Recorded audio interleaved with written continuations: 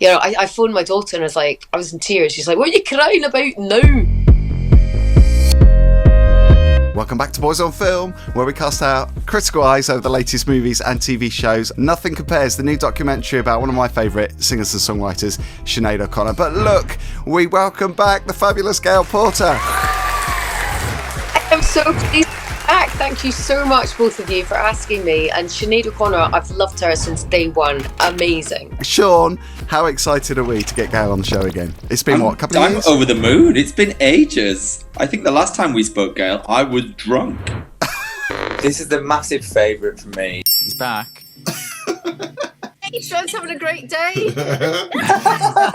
Thank you, Gail. Thank you. Phil, I love you, but the moment where she decided that she was going to dye her hair blonde, that moment where she goes and her hair becomes blonde, I was thinking, that's not the slickest CGI I've seen in town. And also, most gays in lockdown would wish that they could just turn their hair blonde during that moment, you know? Loads of gays turn their hair blonde. So I was a bit like, if only you could just, you know, do that. And I was like, oh my God, you're having the best time.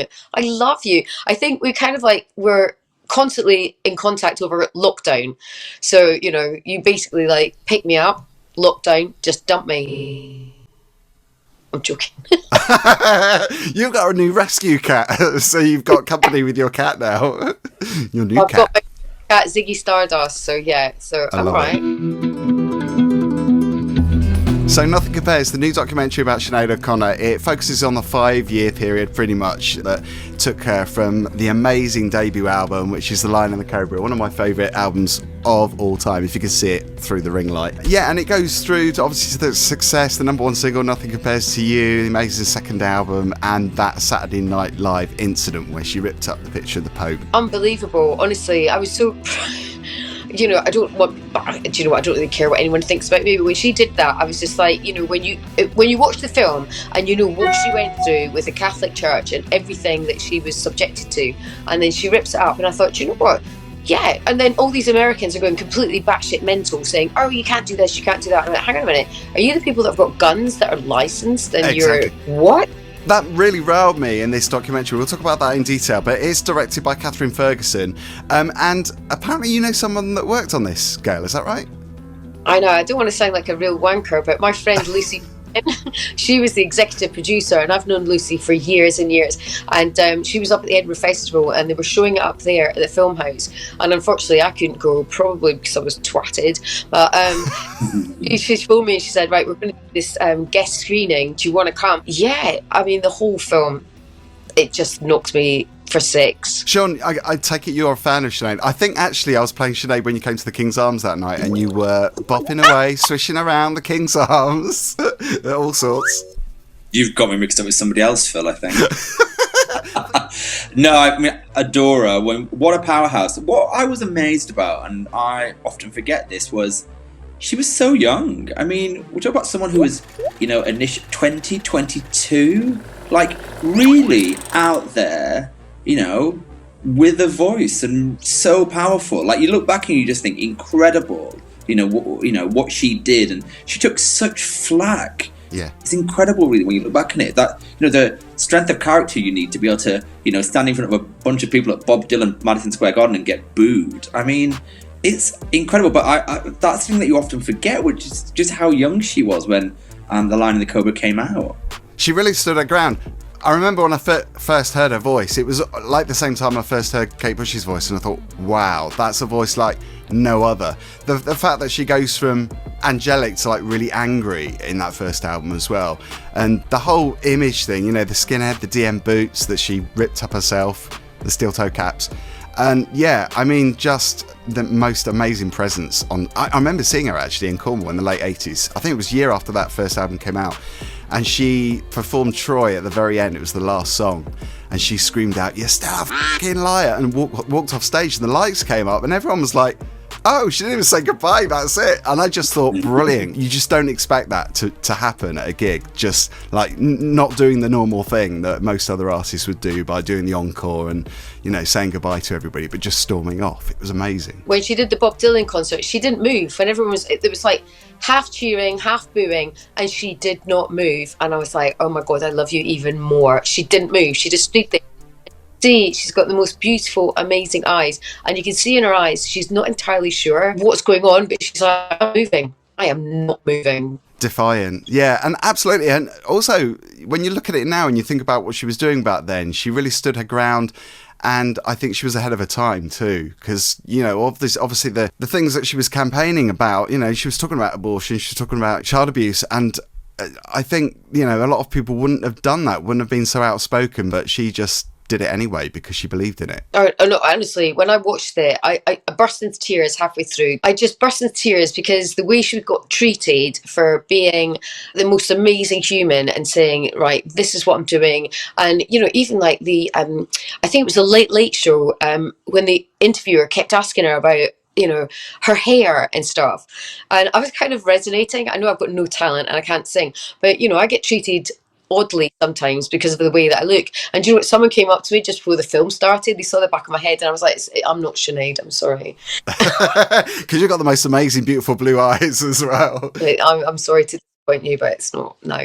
But the fact that she just stuck up for herself, and the fact that males, no offense to men in general, but they were going, well, you know, when her hair started growing back, they were going, oh, I'm glad your hair's growing back and you're looking prettier now. And you just think, oh my gosh, shave it back off, girlfriend. Shave it. Well, yeah, because that was the reason why she did it, wasn't it? Because the record company wanted her to be like really feminine and the traditional, you know, the traditional woman. But I mean, even Madonna was taking the piss out of her by mocking her, ripping up the picture. It's like all these people were just slamming her and taking the piss. I think it was, yeah, the Washington Times said that she had the face of pure hatred. She's got her own face. I can't say that for Madonna. It's very true, girl. It's very true. You know, she did something in Ireland way ahead of its time. She said, you're right, she was way ahead of her time. She called out the Catholic Church, which was holy ground in Ireland. But then in the US, she not only called out religion, she also called out patriotism. So she crossed these really big lines and she just said, this is what I think. I'm open for a debate. Let's talk about it. And she was shut down. But her arguments were valid and are still valid, to your point, Phil. Like the causes she was driving for then are still relevant now. I think people now are more willing to listen. But she was shut down. There was no space for debate. She was booed. She was vilified. And she had a right to say it. And you know what? When I came out of there, I was just thinking, F off, everybody. I love you, Sinead O'Connor, because you have just spoken out for things. Like you say, it's not easy to talk about the Catholic Church when you're Irish and you're brought up in that religion. I mean, I've got a million things I want to say about those sort of things. And watching her, I just thought, you are just actually superhuman and amazing, and you've got a heart of goodness, just amazing. So much strength. Yeah, and you mentioned that you cried, Gail, because I did as well. I cried quite a few times during this because I was so angry. I think the tears were from anger too, because she suffered so much abuse from her mother at a very early age. And that scene where she's talking about, I mean, it's in the book as well. The book's really good, the autobiography that she released a few months ago. She's in the garden and her mother was upstairs and you could see her pulling the curtains and she turned the light off and just left her in the garden in the cold. You know, when you listen to songs and you've got an album, you're like, oh, that's an amazing song, that's beautiful. And then when, as you said, when she talked about her mother shutting the light off, and then I was listening to the song that she wrote about that and I was like, oh my gosh, I didn't even know that. I was lucky enough actually to interview her when this album came out, and it's funny. It's funny because I was kind of expecting her to wear the wig that she's wearing, because I remember when this album was released and everybody was quite shocked at the fact that she had this radical image change, and I walked into the studio thinking that she was going to be wearing that wig. No. And I love that of you and her together. Oh my god, that was great. Definitely a treasure moment. Yeah, that footage of her in the club, I think it was the third album that came out, that no one was expecting her when she was doing the big band covers, and she was at Lee Bowery's club and she's surrounded by drag queens. So she's walking on with can of beer and a fag in her hand and just performing one of the songs to them, then just kind of casually walking off. Never seen that footage before. And I hadn't seen a lot of the footage in this film. That's why I thought it was amazing, because there's all that footage of her rehearsing, the early stuff. Never seen that. She was a trailblazer, wasn't she? Like, you think about artists and performers today who are lauded and held to high esteem for calling things out. But it really is on the shoulders of giants, because without Sinead, many of these artists wouldn't have a leg to stand on. You know, she's set a tone and an energy that people have emulated since then. It was nice that they touched on that, because they did actually show a clip of Billie Eilish, and I can't remember who the other artists were, but a lot of the younger female artists. And I think you're right, because I think they're definitely inspired by Sinead, whether it be her music or her attitude. I mean, it's definitely, something that 30, 40 years on is, still going strong. When I came home, I got the tube home and I just put on my headphones and I was listening to The Lion and the Cobra, and I was walking down the street and I was like, honestly, anyone wants to attack me, I'll kill you, not a problem. Actually, but you know what? It gave me that sense of empowerment, and I thought, you're a superhuman, and you've just changed a lot of thoughts about things, and it's so amazing. Like you say, like Billie Eilish and people that are actually sticking up for themselves and being their own human. Because music industry people can destroy you. They can tell you what you can and you can't do, and she was having none of that. And I love when I listen to artists that just go, do you know what? F you, I'll do what I want. I phoned my daughter and I was in tears. She's like, what are you crying about now? And I was like... Sean, we know you love a documentary. Did this float your boat, as it were? It totally worked for me. I mean, I talk a lot about documentaries, and especially music documentaries. They are my faves. And this was so good. Just so good. Sidebar, we just spoke about influencers. I saw Christine, that kind of New York riot act, do their interpretation of The Lion of the Cobra at the Barbican. And John Grant turned up and did a duet with Christine, and it was incredible. And I generally think the impact of Sinead and those early albums really resonates across the world with people who are listening. But yeah, I thought it was phenomenal. It was pretty much flawless in my opinion. John Grant is actually featured in this. There's a lot of narration from Talking Heads, and he's obviously a big fan. But also, she did a cover of one of his songs on one of her albums as well. So yeah, there's a lot of mutual admiration. But did you know the fact that she wasn't allowed? Well, in the film, they weren't allowed to use "Nothing Compares to You" because Prince's estate, estate decided no, you can't. So the film's called Nothing Compares, not Nothing Compares to You, Nothing Compares, but they were not allowed to use any of Nothing Compares to You in the film because Prince's estate have said no. So I'm not entirely sure why. I've got a funny feeling why. If you read the book, if you read the autobiography, she's not not saying nice things about Prince. I've kind of got the inside to it, so obviously you don't want to say things that you don't know if liable and all that. But she did it really well, and he tried to do it, and it didn't kind of work.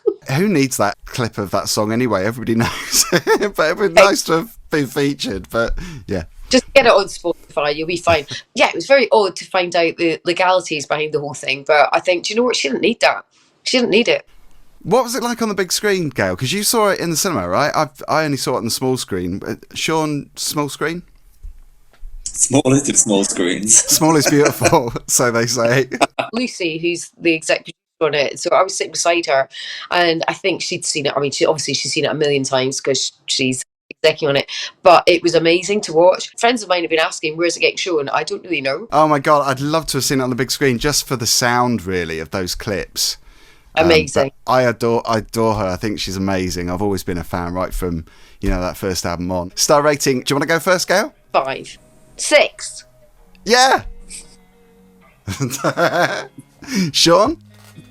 I'm giving it a 5. And I'm a hard marker, and I'm giving it a 5. 5 across the board. Oh my God, this is most fun. What are we doing next? It's funny you should say that, Gail, because we want you back. Oh my God, do you know what I just watched the other day? It's sort of a love film thing with Thor on it. From Marvel.